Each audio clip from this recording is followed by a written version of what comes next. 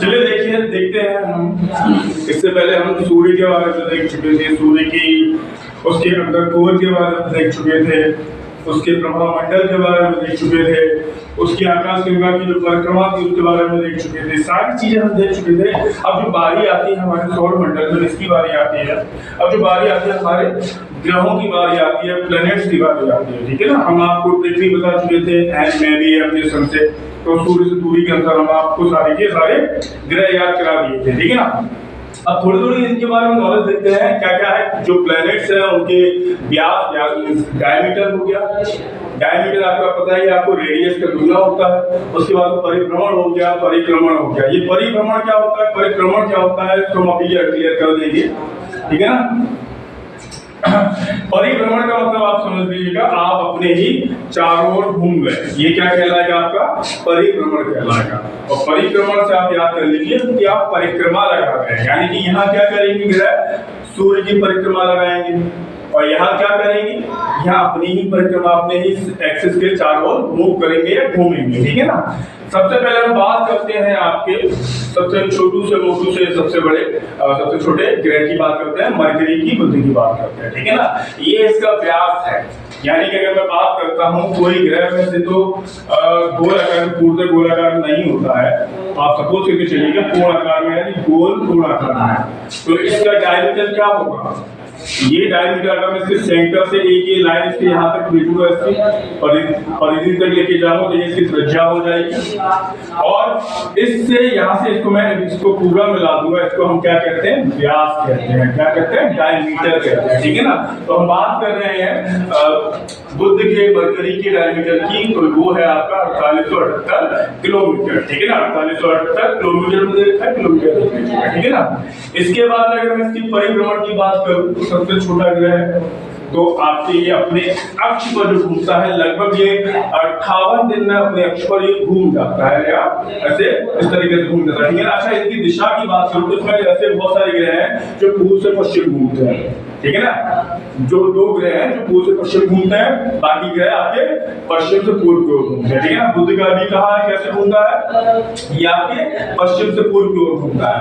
अगर परिक्रमण की बात करूं, अगर मैं सूर्य की ये जो परिक्रमा लगाता है, कितने टाइम में लग जाता है, मात्र 88 दिन में सूर्य की परिक्रमा लगा देता है। वो सूर्य के सबसे पास है, इसलिए 88 दिन में सूर्य की परिक्रमा लगा देता है। अगला देखेंगे हम शुक्र की बात करेंगे। अच्छा, एक क्वेश्चन आता है घोर का तारा, तो घोर की तारा की अगर मैं बात करता हूँ, तो अगर प्राचीन काल में अगर हम जाएंगे तो अभी वर्तमान में तो हम सिर्फ शुक्र को घोर का तारा कहते थे, क्योंकि वो भाई शाम को दिखाई देता है। वो घोर का तारा मतलब सुबह का तारा, सुबह में जल्दी दिखाई देने लग जाता है, और सांझ का तारा मतलब शाम को दिखाई देता है। ठीक है ना, तो ये जो दोनों ग्रह हैं, ये दोनों ही घोर का तारा या सांझ का तारा कहे जाते हैं। ठीक है ना, लेकिन कुछ लोग ये कहते हैं सिर्फ इसी को हम घोर का तारा या सांझ का तारा कहते हैं। ठीक है ना, लेकिन ऐसा नहीं है। हालांकि क्वेश्चन आपको यही आएगा घोर का तारा या सांझ का तारा किसे कहते हैं, लेकिन अगर आपके आंसर अगर ये ना हो और ये आ जाए तो आप उसको टिक लगा के आइएगा। ठीक है ना, इसके बाद अगर मैं बात करता हूँ शुक्र को, तो शुक्र का आप देखेंगे लगभग व्यास जो है आपका 12104 आपके पृथ्वी के लगभग समान दिखता है इसका।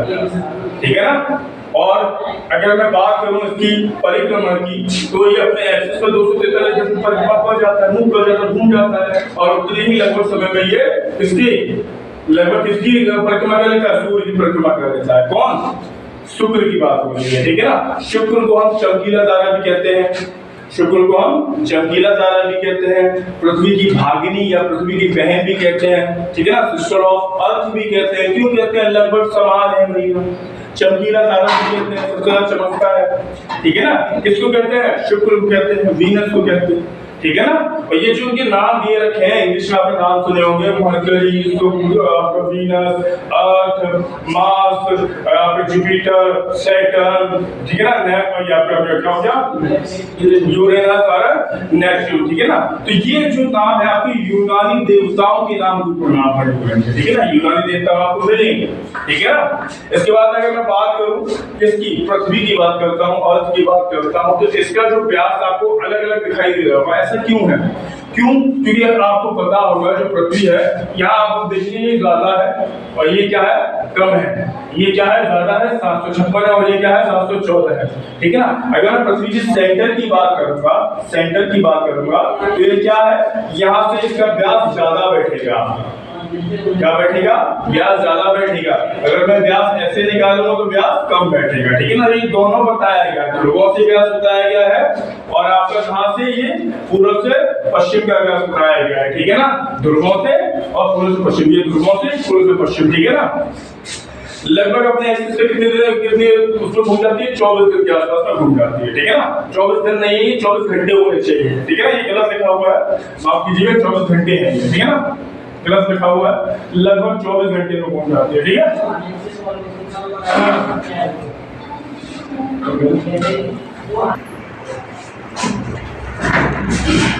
आपको बता दिया था। ठीक है ना? पृथ्वी का व्यास कैसे कैसे, उसके बाद अगर मैं बात करूं तो लगभग 24 घंटे में अपने अक्ष पर घूम जाती है। ठीक है ना? और इससे होता क्या है? इससे दिन और रात। ठीक है ना? इसके बाद अगर मैं बात करूं सूर्य की परिक्रमा की बात करूं तो ये कहीं कहीं आपको क्या दिखाई देगा? कहीं कहीं आपको दिखाई देगा 365 दिन 1/4 ये दिखाई देगा, है ना? 1/4 दिखाई देगा। तो अगर मैं एक्चुअल अगर आपको बताऊं तो टाइमिंग है पृथ्वी की सूर्य की परिक्रमा करने का 365 दिन 5 घंटे 48 मिनट 47 सेकंड में पृथ्वी सूर्य की परिक्रमा पूरी करती है। ठीक है? कितनी? 365 दिन 5 घंटे 48 मिनट 47 सेकंड में सूर्य की परिक्रमा पूरी करती है। कौन? पृथ्वी पूरी करती है। ठीक है ना? तो लगभग इसको हम क्या बोलते हैं? वो जो 5 घंटे 48 मिनट 47 सेकंड की अगर मैं बात करूं तो ये लगभग आपको 6 घंटे समान लगेंगे। कितना लगेंगे? 6 घंटे समान लगेंगे। अगर मैं बात करता हूं 24 का 1/4 क्या आएगा? 24 का 1/4 आपको देखिएगा 6 ही आएगा, है कि नहीं?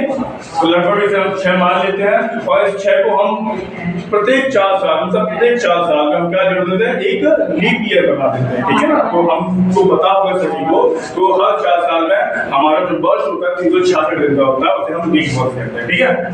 आगे देखिएगा, अगर मैं मंगल की बात करूंगा तो मंगल को देखिएगा, मंगल का जो व्यास है लगभग 6796 किलोमीटर है और इतने ही टाइम में जितना पृथ्वी है लगभग उतने ही टाइम पर ये अपने अक्ष पर घूम जाता है। ठीक है ना? इसीलिए हम मंगल पर जीवन तलाश रहे हैं। ठीक है ना? इसीलिए क्योंकि यहाँ लगभग हमारी पृथ्वी की तरह ही मौसम होते हैं। ठीक है ना? पृथ्वी की तरह ही मौसम होते हैं, बस पानी का अभी खोज चल रही है, पानी और मिल जाता है तो हम जीवन को अच्छे साफ शब्दों यहाँ पर मिल जाएंगे। ठीक है ना? और ये देखिए पृथ्वी की परिक्रमा लगभग लगाता है 687 दिन में लगाता है। ठीक है? 687 दिन में लगाता है, यानी यहाँ एक साल कितने का है? 687 दिन का एक साल। ठीक है ना? इसके बाद अगर मैं बात करता हूँ बृहस्पति की या जुपिटर की बात करता हूँ तो देखिए फिर आप देख रहे होंगे व्यास अकॉर्डिंग ये सबसे बड़ा ग्रह है हमारा। कौन सा? जुपिटर। लगभग व्यास देखेंगे तो 1,42,984 किलोमीटर का व्यास सबसे बड़ा ग्रह है हमारे सौरमंडल में। ठीक है? परिभ्रमण की बात करेंगे, अपने अक्ष पर कितने में घूम जाता है भैया? लगभग 10 घंटे में अपने अक्ष पर घूम जाता है। ठीक है? और ये आपका बृहस्पति या जुपिटर आपका सूर्य की परिक्रमा लगभग 12 साल में लगाता है। ठीक है ना? इसके बाद अगला देखेंगे, हम बात करेंगे शनि की सेकंड की बात करेंगे तो इसका देखिएगा बृहस्पति के बाद दूसरा सबसे बड़ा ग्रह है, 1,20,536 किलोमीटर इसका व्यास है, डायमीटर। ठीक है ना? और ये भी लगभग 10 घंटे में इसकी परिक्रमा पूरी कर लेता है, अपने अक्ष पर घूम जाता है, अपने अक्ष पर घूम जाता है और सूर्य की परिक्रमा लगभग 30 सालों पर सूर्य की परिक्रमा आता है, यानी 30 सालों पर 1 साल होता है। ठीक है ना? इसके बाद में अगला देखेंगे, हम बात करेंगे अरुण की बात करेंगे। तो अरुण की अगर मैं बात करता हूं तो 51,118 किलोमीटर इसकी क्या है? व्यास है और ये अपने अक्ष पर लगभग 17 घंटे अपने अक्ष पर घूम जाता है और परिक्रमा यानी सूर्य की परिक्रमा कितने में करता है? 84 सालों में। ठीक है ना? 84 सालों में ये सूर्य की परिक्रमा लगाता है। ठीक है ना? इसके बाद अगर हम बात करेंगे इसकी वरुण की बात करेंगे तो 49,100 इसकी क्या है? व्यास है और लगभग 16.5 घंटे में किसी परिक्रमा लगाकर अपने अक्ष की परिक्रमा या अपने अक्ष पर घूम जाता है। इसके बाद अगर मैं बात करूं सूर्य की परिक्रमा लगाता है 164 सालों में। ठीक है ना? अगर आपको इसमें कुछ चीजें दिखाई दे रही होंगी तो आपको दिख रहा होगा, देखिए सबसे बड़ा ग्रह आपका हो गया बृहस्पति, क्योंकि व्यास सबसे बड़ा है। उसके बाद में कौन सा होगा, शनि हो गया। शनि के बाद आपको कौन सा दिखाई दे रहा है, आपको अरुण दिखाई दे रहा है। अरुण के बाद आपको कौन दिखाई दे रहा है, वरुण दिखाई दे रहा है। इसके बाद अगर देखिएगा और कौन सा दिखाई दे रहा है, अरुण के बाद में आपको पृथ्वी दिखाई दे रही है। यानी कि अगर मैं पूछूं तो भैया आकार के अनुसार, द्रव्यमान के अनुसार पृथ्वी कौन से नंबर का ग्रह है, तो देखिएगा पहला, दूसरा, तीसरा, चौथा और पांचवें नंबर का जो बड़ा ग्रह है, ठीक है ना। इसके बाद में और क्या है इसमें, अगर मैं बताना चाहूँ आपको, देखिए ये सबसे दूरी के अनुसार सबसे दूर ग्रह ये है आपका, सबसे पास ग्रह आपका ये है। और अगर मैं बात करना चाहूँ आपके, तो और आप देखिएगा यहाँ पर मंगल और बृहस्पति के बीच में ऐसी बैंड पाई जाती है जहां आपको एस्ट्रॉइड मिलेंगे। क्या मिलेंगे, एस्ट्रॉइड मिलेंगे, ठीक है ना। यहीं से निकल के कभी कभी ये हमारे पृथ्वी की कक्षा में आ जाते हैं, ठीक है ना। इसके बाद में और क्या है इससे जुड़ा हुआ, देखिएगा जरा, और मैं आपको बताना चाहूँ तो एक और चीज गौर कीजिएगा। देखिए सबसे बड़ा ग्रह और अपने अक्ष पर सबसे कम समय में मूव करना है, ठीक है ना। यानी कि जो ग्रह जितना बड़ा होगा अपने अक्ष पर उतने ही कम समय में घूमेगा, ठीक है ना। देखिए सबसे बड़ा ग्रह है और अपने अक्ष पर सबसे कम समय में घूमना है। उससे छोटा ग्रह उससे थोड़ा ज्यादा में घूम रहा है, ठीक है ना। तो ये चीज याद रखिए, जो बड़ा ग्रह है अपने अक्ष पर सबसे कम समय में घूमेगा, ठीक है ना। इसके बाद में और देखिएगा भैया, और क्या दिख रहा है आपको अच्छा, मैं इसके अगर प्लेनेट्स की बात करता हूँ तो सुनिएगा, सर्वाधिक प्लेनेट्स की अगर मैं बात करता हूँ तो सुनिएगा, सर्वाधिक प्लेनेट्स देखिए होड़ सी मची हुई है सर्वाधिक प्लेनेट्स की। अभी बीच में अगर हम कुछ साल पहले की बात करेंगे तो बृहस्पति की सर्वाधिक क्या थे आपके, उपग्रह थे। क्या थे, सैटेलाइट थे, ठीक है ना, उपग्रह थे। उपग्रह थे किसकी, बृहस्पति की। तो एकदम से बोला, कौन बोला, शनि, भैया मेरे सबसे ज्यादा। फिर आपका कौन आगे निकल गया, शनि आगे निकल गया। अभी न्यू रिसेंटली अभी नया आया हुआ है तो उसमें पता चला है कि भैया बृहस्पति थोड़े ना बॉर्न हो गए हैं। यानी कि सर्वाधिक उपग्रह किसके पास में है, किसके पास में है, बृहस्पति, शनि और माफ कीजिएगा बृहस्पति के पास में सर्वाधिक उपग्रह है, ठीक है ना। अगर मैं बात करता हूँ, ये हो गया आपका बृहस्पति के बारे में हो गया। अच्छा, किसके पास उपग्रह नहीं है, तो ये जो है आपकी पृथ्वी के पास जिसमें उपग्रह नहीं है, ठीक है ना। कौन कौन से जो पास वाले हैं इनके पास उपग्रह एक भी नहीं है, ठीक है ना। इसके बाद अगर मैं बात करूं पृथ्वी के पास कितने उपग्रह, पृथ्वी के पास भाई मात्र एक उपग्रह है जिसको आप चंद्रमा मामा के या चंद्रमा मामा के नाम से जानते हैं, ठीक है ना। इसके बाद अगर मैं इसके पड़ोसी की बात करूं, क्योंकि यहाँ पर हम जीवन तलाश रहे हैं, तो अगर मैं इसकी बात करूं तो इसके पास में दो आपके उपग्रह हैं जिनका नाम फोबोस और डीमोस है, ठीक है ना, फोबोस और डीमोस।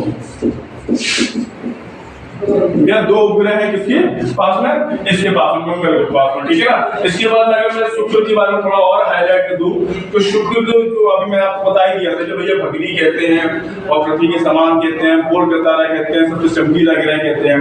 और अगर इसके बारे में अगर मैं आपको बताऊं तो ये आपके सौर मंडल का सबसे गर्म ग्रह है। आपका कौन सा, शुक्र है, ठीक है ना। क्यों है भैया, क्योंकि यहाँ पर आपकी कार्बन डाइऑक्साइड बहुत ज्यादा मात्रा में पाई जाती है। 96% यहाँ पर क्या है, कार्बन डाइऑक्साइड है, ठीक है ना। कुछ लोग कहेंगे भैया बुध के तो शुक्र की सबसे ज्यादा पास है, गर्म तो नहीं होना चाहिए, लेकिन यहाँ पर कार्बन डाइऑक्साइड होने की वजह से सर्वाधिक गर्म ग्रह एकदम भट्टी की तरह है एकदम से, ठीक है ना। आप अगर जाएंगे तो उबल जाएंगे, ठीक है ना।